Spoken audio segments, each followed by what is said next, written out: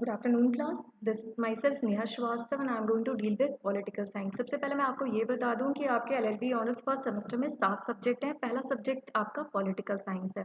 Political science आपके 4 अलग अलग यूनिट में डिवाइड है and today I am going to deal with unit 1.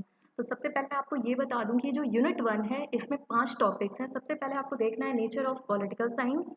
Second topic is scope of political science. Third question आपका आता है बिहेवियरिज्म एंड थर्ड वन है. इसके बाद जो थर्ड टॉपिक के बाद आता है relationship of political science with law. उसके बाद आपका आता है relationship of political science with loss. तो यहाँ पे मैं थोड़ा सा एडिट करके आपको ये बता देती हूँ कि ये पॉलिटिकल साइंस बेयर बीए का सब्जेक्ट नहीं है. यहाँ पे पॉलिटिकल साइंस को हम लोग कॉन्स्टिट्यूशन के प्लेस पे पढ़ाते हैं, इसलिए पॉलिटिकल साइंस का लॉ से क्या रिलेशनशिप है ये आपका फोर्थ टॉपिक है. इसके बाद आपका फिफ्थ टॉपिक है method and approaches of study. Means आपको पॉलिटिकल साइंस किस किस मेथड से पढ़ना है. वहाँ पे 2 मेथड होते हैं, एक होता है आपका इंडक्टिव मेथड और एक होता है डिडक्टिव मेथड. और मैं आज आपको ये बता देती हूँ कि हर यूनिट से 2 लॉन्ग क्वेश्चन मिलते हैं और 2 या 3 शॉर्ट क्वेश्चन मिलते हैं. टोटल जो आपका क्वेश्चन पेपर कंडक्ट होता है एलयू में, वहाँ पे आपको हर यूनिट से 2 लॉन्ग क्वेश्चन मिलते हैं और 10 शॉर्ट मिलते हैं. टोटल यानी कि first unit, second unit, third unit, fourth unit, हर यूनिट से आपको 2 लॉन्ग मिलेंगे. मीन्स टोटल 8 क्वेश्चन होंगे और 10 शॉर्ट होंगे और यानी हर यूनिट से आपको 2 या 3 शॉर्ट मिलेंगे. तो आइए हम पहले यूनिट स्टार्ट करते हैं. सबसे पहले आपको यहाँ पे देखना है nature and scope of political science. तो नेचर एंड स्कोप में सबसे पहले आपको ये देखना होगा कि पॉलिटिकल साइंस का नेचर क्या होता है. Scope means that is extension of the subject. Means political science का क्या स्कोप है, इसकी बाउंड्रीज एक्सटेंशन कहाँ कहाँ तक है. इसके बाद आपका जो थर्ड टॉपिक है that is relationship of political science with law. Means political science and law में क्या रिलेशनशिप है. लॉ को पॉलिटिकल साइंस में पढ़ते हैं या पॉलिटिकल साइंस को लॉ में पढ़ते हैं, ये दोनों चीज़ें आपको देखनी होगी. इसके बाद आपको देखना है method and approaches of political science. तो आज हम सबसे पहले डील करेंगे नेचर ऑफ पॉलिटिकल साइंस. तो सबसे पहले मैं आपको ये बता दूं कि what is political science. Political science is the subject which deals with state and government. आप ये बताती हूँ आपको कि Aristotle is the father of political science. Aristotle ने अपनी फेमस बुक पॉलिटिक्स में सबसे पहले पॉलिटिकल साइंस को यूज़ किया था वर्ड. और आपको मैं यहाँ पे ये बता दूँ politics, political science, political philosophy ये सारे आपस में सिनोनिम्स हैं. इनका स्कोप, इनका यूज़ अलग अलग टाइम पे अलग अलग तरीके से होता है, लेकिन जो सब्जेक्ट मैं डील कर रही हूँ दैट इज़ पॉलिटिकल साइंस. अब यहाँ पे थोड़ा सा मैं आपको बताती हूँ कि व्हाट इज़ पॉलिटिकल साइंस. तो मैं आपको ये बताना चाहूँगी कि पॉलिटिकल साइंस एक ऐसा सब्जेक्ट है जो स्टेट एंड गवर्नमेंट की स्टडी करता है. Political science deals with state and government. तो आपको ये देखना है कि पॉलिटिकल साइंस में हम स्टेट में क्या पढ़ेंगे, गवर्नमेंट में क्या पढ़ेंगे. स्टेट के अंदर जितनी भी अथॉरिटीज़ आते हैं, जितनी भी एडमिनिस्ट्रेटिव पॉलिसीज़ आती हैं, जितने भी आपके पॉलिटिकल इंस्टीट्यूशन होते हैं, वो सारे हम पॉलिटिकल साइंस में डील करते हैं. इसके बाद बात आती है गवर्नमेंट की. तो गवर्नमेंट जो है, गवर्नमेंट एक एजेंसी है स्टेट की. Because state is like virtual, आप स्टेट को देख नहीं सकते हैं, लेकिन स्टेट को अपनी एक एजेंट की ज़रूरत है. इसीलिए गवर्नमेंट एक एज अ एजेंट स्टेट का काम करती है. जो भी स्टेट की पॉलिसीज़ हैं, थ्योरीज हैं, कॉन्सेप्ट हैं, that has been executed by the help of government. और गवर्नमेंट की 3 एजेंसी होती हैं. First is legislative, second is executive and third is judiciary. जो आपकी लेजिस्लेशन है उसका काम है लॉ बनाना. उसके बाद लॉ बन जाता है, लॉ को एग्जीक्यूट कैसे करना है ये काम है आपके एग्जीक्यूटिव बीइंग का. इसी में पूरे एडमिनिस्ट्रेशन आता है. आईएएस, पीसीएस, आईएफएस, इनका काम होता है स्टेट से रिलेटेड जितने भी लॉज हैं, कॉन्सेप्ट हैं, थ्योरीज हैं, उनको स्टेट में कैसे रेगुलेट कराना है, कैसे इन्फोर्स कराना है. इसके बाद आपकी थर्ड पार्टी आती है जुडिशरी. जुडिशरी का मेन काम होता है इंटरप्रिटेशन ऑफ लॉज. लॉज को कैसे इंटरप्रिटेट करना है, इंटरप्रिटेट का मतलब उसकी व्याख्या कैसे करनी है. अब हम बात करते हैं आगे की पॉलिटिकल साइंस क्या है. तो सबसे फेमस डेफिनेशन है political science start and ends with state. यानी ये राज्य से शुरू होके राज्य पे खत्म होती है. देखिए जितने भी स्टेट से रिलेटेड जितने भी आइडियाज़ आए हैं, कॉन्सेप्ट आई हैं, थ्योरीज आई हैं, उसको एरिस्टोटल ने, कॉटेल ने, वेरियस आपके पॉलिटिकल थिंकर ने इसको डील किया है, टाइम टू टाइम डील किया है. लेकिन सबकी डेफिनेशन थोड़ी थोड़ी वेरी होती है, कोई ट्रेडिशनल कॉन्सेप्ट देता है तो कोई मॉडर्न कॉन्सेप्ट देता है। और ट्रेडिशनल का मतलब है कि जो पॉलिटिकल साइंस है it start and ends with state, it deals with state and government. लेकिन वहीं पे जो मॉडर्न थिंकर्स हैं, मॉडर्न थिंकर्स ने बोला है कि political science centres around power, यानी शक्ति। जो आपकी राजनीतिक विज्ञान है वो शक्ति का स्रोत है। शक्ति इन द सेंस कि आपकी जो पॉलिटिक्स है वो एक पावर के इर्द गिर्द घूमती है। मीन्स एक स्टेट है, स्टेट एक वर्चुअल ऑब्जेक्ट है, आप उसको देख नहीं सकते हैं, तो आपको गवर्नमेंट चाहिए। गवर्नमेंट को चलाने के लिए आपको लॉज चाहिए। अब उन लॉज को बनाने के लिए आपको कुछ ग्रुप चाहिए। तो ये ग्रुप कैसे आएगा? आपको इसके लिए अथॉरिटी चाहिए। अथॉरिटी किसी पर्सन में होगी, वो पर्सन कौन से लॉज बनाएगा, कैसे बनाएगा, किसकी हेल्प से बनाएगा, ये सारी चीज़ें आप पॉलिटिकल साइंस में पढ़ते हैं, and that is known as modern approach of political science.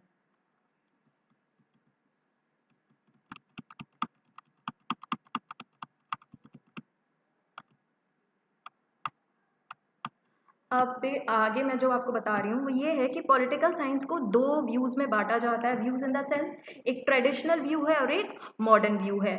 Traditional view जो होता है उसमें आपके जितने भी पॉलिटिकल थिंकर्स हैं उनका ये कहना था कि पॉलिटिकल साइंस में केवल स्टेट है, गवर्नमेंट है, या फिर स्टेट एंड गवर्नमेंट दोनों है। लेकिन टाइम के साथ थोड़ा सा डिफरेंस आया, थोड़ा सा चेंज आया, क्योंकि आप सबको पता है society is dynamic in nature, means परिवर्तनशील है। जैसे जैसे परिवर्तन होता गया है वैसे वैसे पॉलिटिकल साइंस की डेफिनीशन में, उसके स्कोप में, उसके नेचर में चेंजेस आया है। तो जो यहाँ पे मॉडर्न चेंजेस आए हैं वो ये है कि आपकी स्टडी जो है वो केवल स्टेट और गवर्नमेंट पे ही बेस्ड नहीं है। यहाँ पे आप स्टडी ऑफ पावर पढ़ते हैं, study of allocation of resources पढ़ते हैं।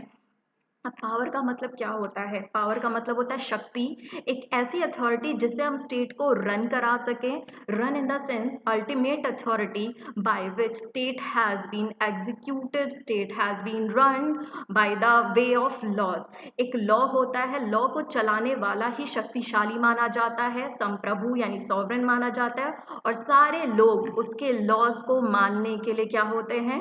एक तरीके से they all are binding force. वो एक बाइंडिंग फोर्स जैसा लॉ काम करता है जिसको मानने के लिए सब बाध्यकारी होते हैं। बाध्यकारी का मतलब होता है they don't have any option to choose either yes और no, means they have to follow the law. और जो लॉ को बनाने वाला पर्सन है that person is known as powerful person, यानी सत्ता को धारण करने वाला शक्तिशाली व्यक्ति। ये चेंजेस आए हैं डेफिनेशन में। ट्रेडिशनल व्यू कहता है कि पॉलिटिकल साइंस केवल और केवल स्टडी है किसकी? राज्य की या फिर सरकार की, या फिर study of both state and government. वहीं पे मॉडर्न व्यू कहता है जो जितनी भी पावर है, पावर को कैसे अटेन करना है, कैसे अचीव करना है, फिर पावर को लेके जितनी भी स्ट्रगल होती है, फिर पावर में जो ऑलरेडी आ जाते हैं आप उनको कैसे इन्फ्लुएंस करेंगे, रिसोर्स एलोकेशन कैसे करेंगे, ये सारी व्यूज आपके modern view of political science में हम डील करते हैं। इसके बाद आप थोड़ी सी डेफिनेशन देख सकते हैं कि क्लासिकल डेफिनेशन जो भी दी गई हैं वो क्लासिकल इन द सेंस कि जो पहले के व्यूज़ हैं जो आपके ट्रेडिशनल कॉन्सेप्ट को फेवर आउट करते हैं, they all are known as classical definition. तो आप यहाँ पे देख सकते हैं सबसे फेमस डेफिनेशन जो गार्नर की है, जो मैंने ऑलरेडी बताया था, political science begins and ends with the state. इसका मतलब ये होता है कि जो पॉलिटिकल साइंस है उस वो शुरू भी राज्य पे होता है और ख़त्म भी राज्य पे होता है। मीन्स शुरू होना मीन्स एक स्टेट कैसे क्रिएट होता है, अराइज कैसे होता है, ओरिजिन कहाँ से होगा, ये सारी चीज़ें हम पॉलिटिकल साइंस के अंडर पढ़ते हैं। यहाँ पे मैं थोड़ा सा आपको बता देती हूँ कि जो ये पॉलिटिकल साइंस है ये ग्रीक सिविलाइजेशन के टाइम से स्टार्ट हुआ था। ये जो पॉलिस वर्ड है, जो आपका पॉलिटिकल साइंस है, that has been derived by the word polis. Polis एक ग्रीक वर्ड होता है विच मीन्स सिटी और स्टेट। और जो जैसे कि मैंने आपको पहले भी बताया था कि पॉलिटिकल साइंस के जो फादर हैं ही इज एरिस्टोटल। एरिस्टोटल ने अपनी फेमस बुक पॉलिटिक्स में पहली बार पॉलिटिकल साइंस, पॉलिटिक्स जैसे वर्ड यूज़ किए थे। इसीलिए कहा जाता है कि जो राज्य संबंधी जितनी भी धारणा है, विचार है, सिद्धांत है, वो हम पॉलिटिकल साइंस में पढ़ते हैं। मीन्स उदय कहाँ हुआ है? पॉलिटिकल साइंस के अंदर हुआ है। इसीलिए कहा जाता है political science begins and ends with the state. Means राज से शुरू कैसे होता है? जैसे राज शुरू से होने का मतलब होता है ओरिजिन, अराइज, कहाँ कहाँ से स्टेट को किस किस किस धारणा के अंदर राज्य का उदय हुआ है, वो सारा हम पॉलिटिकल साइंस में डील करते हैं। इसके बाद खत्म भी राज्य पे होता है। मीन्स राज्य की क्या नीड्स हैं, जो भी नेचर में चेंजेस आए स्टेट के, कि एक टाइम पे हमारा स्टेट एनार्की था, मोनार्क सिस्टम था, और आज हम डेमोक्रेटिक स्टेट हैं। ये सारी चीज़ें जो नेचर में चेंजेस आए हैं स्टेट के, वो सारे चेंजेस हमने कहाँ पढ़े हैं? पॉलिटिकल साइंस में। ये पहली डेफिनेशन है स्टडी ऑफ स्टेट, जो गार्डनर ने डेफिनेशन दी है। Political science deals with city और स्टेट, और ये राज्य पे शुरू होके राज्य पे ही खत्म होता है। दूसरी डेफिनेशन है स्टडी ऑफ गवर्नमेंट। तो आप यहाँ पे देख लीजिए कि स्टडी ऑफ गवर्नमेंट का मतलब क्या होता है। स्टेट इज इमेजिनरी और abstract, but government is the body that has authority and power to frame and to form the policies. Means आपको मैं यहाँ पे ये बताना चाहूँगी, स्टेट इज एक इमेजिनरी कॉन्सेप्ट है। Means you can't see what state, state कैसा दिखता है ये आप देख नहीं सकते हैं। इसीलिए आपको एक फॉर्म चाहिए। फॉर्म कैसा चाहिए? कि अथॉरिटी को गेन करने वाला, अथॉरिटी को कैसे हैंडल करना है, वो अथॉरिटी किसके पास है? गवर्नमेंट के पास है। अब जब गवर्नमेंट रूल्स बनाती है, लॉज बनाती है, तो उसके पास क्या आ गई है? अथॉरिटी आ गई है। और वो अथॉरिटी कहाँ यूज़ होगी? स्टेट पे यूज़ होगी, कि कैसे स्टेट को किन किन लॉज की ज़रूरत है, लोगों के किस लॉज से लोगों को रूल करना है, रेगुलेट करना है, कौन से लॉज लोगों पे ऑब्लिगेटरी हैं, बाइंडिंग इन नेचर हैं, ये सारी चीज़ें गवर्नमेंट देखती है। गवर्नमेंट का मेन काम होता है enactment of laws. Enactment of laws का मतलब एक लेजिस्लेटिव बॉडी बनी है जो लॉज को बनाती है। दूसरी बॉडी है जो उन रूल्स को एग्जीक्यूट कराती है। तीसरी बॉडी है कि उन्हीं लॉज को यूज़ करते हुए आपको जस्टिस प्रोवाइड करती है। यानी government is the sole authority to regulate the laws in the state. इसके बाद आपका जो तीसरा फेस आता है that is study of government and state. Means state government के बिना नहीं रह सकती, और गवर्नमेंट कहाँ रूल करती है? स्टेट में। तो हम पॉलिटिकल साइंस में गवर्नमेंट एंड स्टेट दोनों को ही देखते हैं। आगे आप देख सकते हैं कि जो मॉडर्न डेफिनेशन है, मैंने आपको बताया था कि मॉडर्न डेफिनेशन का मतलब होता है, जो व्यूज़ में चेंजेस आए थे उन्होंने ये कहा, जितने भी पॉलिटिकल थिंकर्स या फिर सोशल थिंकर्स थे, उन्होंने कहा था कि नहीं, केवल पॉलिटिकल साइंस स्टेट और आपकी गवर्नमेंट की स्टडी नहीं है, it is a study of power and to attain the power. Means power को कैसे अचीव करना है, कैसे अटेन करना है, कैसे पावर में रहना है, या फिर अगर पावर आपके पास से चली गई तो उस पावर को फिर से कैसे अचीव करना है। Means how to maintain that power, how to achieve the power, and how to struggle for the power. और ऑलरेडी जो पावर में आ चुके हैं उनको कैसे इन्फ्लुएंस करना है पावर को लेके। ये सारी डेफिनेशन आप कहाँ देखते हैं? मॉडर्न डेफिनेशन में। आप पहला पॉइंट देख सकते हैं, authority and allocation of resource and value in society. Means जब किसी के पास अथॉरिटी आ जाती है, अथॉरिटी किसके पास आई? गवर्नमेंट के पास। तो अब गवर्नमेंट लोगों की नीड्स को कैसे फुलफिल करेगी, सारे रिसोर्सेज को कहाँ कहाँ कैसे कैसे एलोकेट कराएगी, ये सारी परमिशन किसके पास है? केवल और केवल गवर्नमेंट के पास। और गवर्नमेंट किसकी एजेंट है? स्टेट के पास। और वो सारी चीज़ें कैसे कर रही है? Just because of those power. Power का मतलब शक्ति होती है। शक्ति को धारण करने वाला ही व्यक्ति आपके राज्य को चला सकता है। फिर आगे आप देख सकते हैं, political science is study of power. आपके मैक्स वेबर ने कहा था कि politics is the struggle for power और the influencing of those who are in power. Means आपकी जो पॉलिटिक्स है वो क्या है? It is basically struggle for the power, कि आज शक्ति में कोई व्यक्ति बैठा है, कल को कोई और बैठेगा, क्योंकि शक्ति को धारण करने वाला व्यक्ति हमेशा नहीं रहेगा। It is a dynamic concept. Means time to time ये पावर को धारण करने वाला या फिर शक्ति को धारण करने वाला व्यक्ति क्या होता है? चेंज होता रहता है। इसीलिए जो एक स्ट्रगल है पावर को लेके वो हमेशा चलती रही है और आगे भी चलती रहेगी। इसीलिए ऑलरेडी जो पावर में है उनको हमें इन्फ्लुएंस करना है। एक एग्जांपल आपको दे देती हूँ कि मान लीजिए एक व्यक्ति बीच मध्य प्रदेश में बैठा है, उसकी सारी शक्ति कहाँ है? मध्य प्रदेश में है।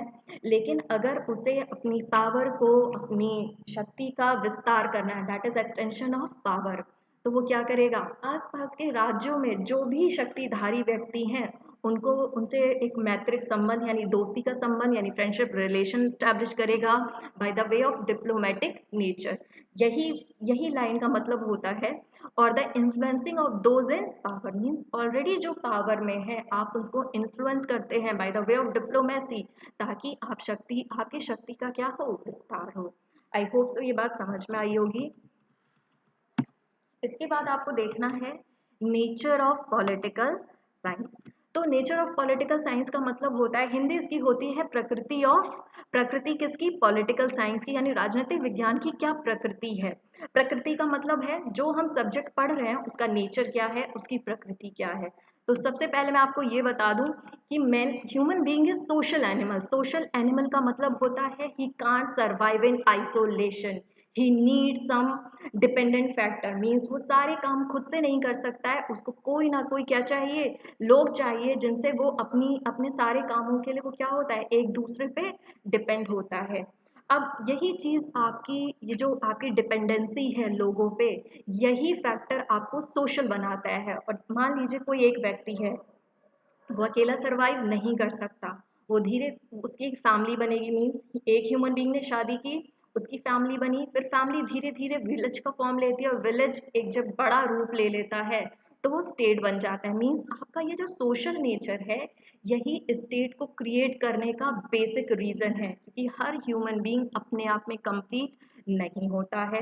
Complete in the sense he is dependent on other for his basic needs, for his social needs, for his economic needs, for his political needs. Means need is the mother of invention. Invention means आपके राज्य को बनाने के पीछे आपकी आवश्यकता ही क्या है? बेसिक रीजन है। अब हम डील करते हैं नेचर ऑफ पॉलिटिकल साइंस में, यानी प्रकृति क्या है राजनीतिक विज्ञान में। तो कुछ लोग कहते हैं कि आपकी पॉलिटिकल साइंस एक प्योर साइंस है, कोई कहता है आर्ट है, और किसी किसी का कहना है कि पॉलिटिकल साइंस एक सोशल साइंस है। तो मैं यहाँ पे आपको सबसे पहले बता दूं कि पॉलिटिकल साइंस कोई फिजिकल साइंस नहीं है, दैट इज ना ही ये केमिस्ट्री है, ना ही ये फिजिक्स है, ना ही ये बायोलॉजी है। जो आपकी पॉलिटिकल साइंस है दैट इज सोशल साइंस। इसमें आपको आर्ट भी देखने को मिलेगी, इसमें आपको साइंस भी देखने को मिलेगा। मीन्स साइंस के भी कुछ फीचर्स हैं तो आपके आर्ट के भी कोई फीचर्स हैं। ना ही ये कंप्लीट साइंस है, ना ही ये कंप्लीट आर्ट है। Means they both are complementary to each other. कुछ विशेषताएं इसमें कला की है, तो कुछ चीज़ें इसमें विज्ञान की हैं। लेकिन मैं आपको यहाँ पे एक चीज़ बता दूँ, जैसे फिजिक्स, केमिस्ट्री, बायोलॉजी के जितने भी एक्सपेरिमेंट होते हैं वो लैब में होते हैं, उनकी लैब एक कन्फाइंड फैक्टर है। लेकिन पॉलिटिकल साइंस के जितने भी एक्सपेरिमेंट होते हैं, ऑब्जर्वेशंस होती हैं, वो हम स्टेट में देखते हैं। मीन्स पॉलिटिकल साइंस की लैब क्या हुई? स्टेट हुई। क्योंकि जितने भी चेंजेस हैं, जितने भी फिनोमेनाज हैं, जितने भी लॉज हैं, वो आप कहाँ बनाते हैं? स्टेट में बनाते हैं। तो यानी पॉलिटिकल साइंस की लैब क्या हुई? स्टेट। तो सबसे पहले हम देखते हैं कि पॉलिटिकल साइंस साइंस क्यों है। तो सबसे पहले मैं बताऊं, साइंस की मीनिंग होती है to know. Science means to know. तो आप जो भी पॉलिटिकल साइंस को अगर साइंस कहते हैं तो क्यों कहते हैं? तो आप देख लीजिए कि इसमें कुछ डिग्री परफेक्शंस की होती हैं, कुछ ऑब्जर्वेशन फैक्टर्स होते हैं, आप यहाँ पे एक्सपेरिमेंट कंडक्ट कर सकते हैं, और आपकी जो भी नॉलेज आपने अचीव की होगी वो किसी रीजंस, किसी लॉजिकल फैक्टर पे बेस्ड होंगी। जो भी लॉज होते हैं वो यूनिवर्सल इन नेचर होते हैं। इसीलिए पॉलिटिकल साइंस को क्या कहा जाता है? साइंस कहा जाता है। मीन्स आपके जो भी ऑब्जर्वेशंस थे उसके बेसिस पे आपने एक्सपेरिमेंट किया, और उस एक्सपेरिमेंट को करने के बाद आपके पास कुछ कंक्लूजन आते हैं। उन कंक्लूजन के बेस पे आप क्या बनाते हैं? अपने आइडियाज फॉर्म करते हैं, और उन आइडियाज को बेस बनाते हुए आप थ्योरी को जनरेट करते हैं। इसीलिए पॉलिटिकल साइंस को आप क्या कहते हैं? सोशल साइंस नहीं, यहाँ पे हम पहले डील कर रहे हैं पॉलिटिकल साइंस से साइंस। मीन्स कुछ टीचर्स इसमें होते हैं जहाँ पे आपके जो प्रिंसिपल्स बने हैं on the basis of your observation, on the basis of your experiment, उन बेसिस पे जो भी थ्योरीज, जो भी प्रिंसिपल्स ड्रॉ हुए हैं वो क्या है, एब्सोल्यूट इन नेचर, वो यूनिवर्सल है। लेकिन टाइम टू टाइम ये सारी चीज़ें चेंज होती गई हैं, इसीलिए इसके बाद जो भी लोग आए उन लोगों ने क्या कहा कि पॉलिटिकल साइंस साइंस ना होके आर्ट है। आर्ट का मतलब होता है कला। इस जहाँ पे साइंस का मतलब होता है टू नो, वहीं पे आर्ट का मतलब होता है टू डू। जहाँ पे साइंस आपको कुछ जानने पे मजबूर करता है, वहीं पे आर्ट आपको कुछ करने पे मजबूर करती है। Practical application of your knowledge is your art. जो भी आपकी स्किल्स हैं, जो भी आपके अंदर जो भी विचारधाराएं हैं, उनको आप यूज करते हुए समाज की जो भी समस्याएं हैं आप उनका समाधान ढूंढने की कोशिश करते हो। That is practical application of your knowledge for a specific ends. यानी स्पेसिफिक एंड्स का मतलब क्या है, आपकी समस्याएं। समस्या का मतलब क्या होता है,